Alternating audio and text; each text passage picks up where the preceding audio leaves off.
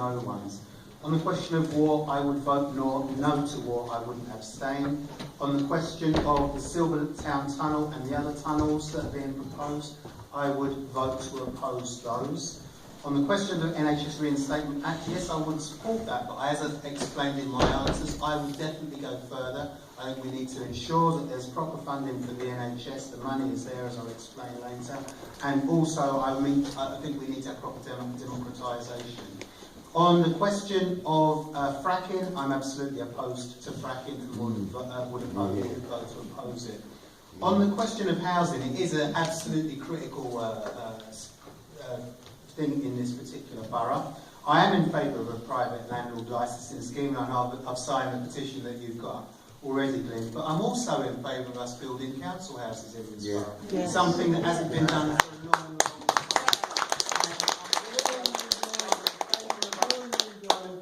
Repossessing those council homes that are now owned by big landlords who are taking over, big private landlords in this borough, and bringing them back under control. On the question of unpaid family carers, it is a scandal actually that our care system has collapsed the way it has, and I am in favour of a £10 per hour minimum wage for carers as well.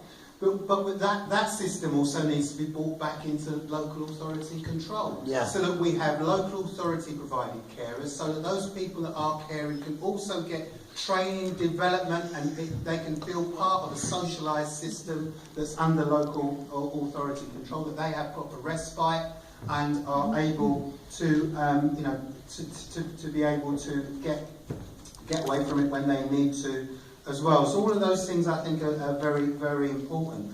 I want to say a couple of last things though on this question of wealth. You see the gap between rich and poor has been increasing, and it was increasing under Labour as much as it's increasing under the Tories now. We have seen the wealthy, and Sheila's right, we've seen the wealthy double their wealth since 2009 according to the latest rich list. That's an absolute scandal.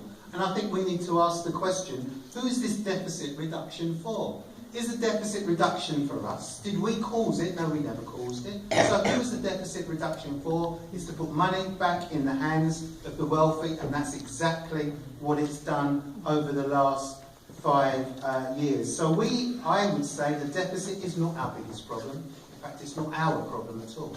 The deficit is a made-up problem that the government did so that Nick Clegg could say, "Oh, I'm sorry, because we've had to go back. I've had to go back on my word on the student tuition fees, etc."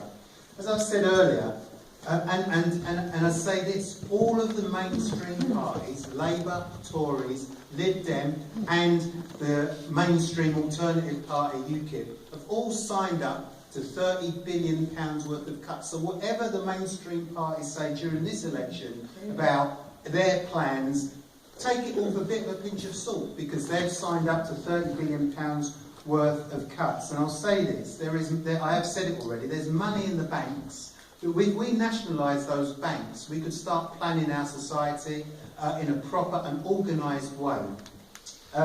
And just I suppose, I don't know how much time I've got left, but on this question of what's happened in this borough, it is a real threat to the democracy in this borough, the fact that we've had the mayor removed from power. Now, the mayor hasn't done everything right, the mayor's made some mistakes, but be under no illusion, it's an absolute attack on the democracy and the electoral system that we have. No.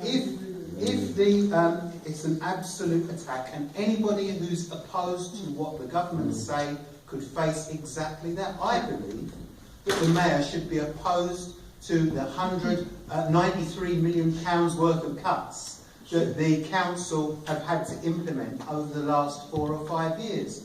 The mayor could have organised a mass campaign in this borough and had the majority of people on his side if he said no to the cuts in services that our council has put through over the last 4 years. I think he would have been very, very well supported, and we'd be all out on the streets now, actually, if Pickles. And Pickles has removed him just so that he can get control of what is actually quite an influential area, because we've got, not because of the poor people that live, the majority of people that live in this borough, but because Canary Wharf sits in this borough. And he's willing to take over and ignore the will of ordinary people so that he can take over the borough and run itself. And we need to take no lessons for that man.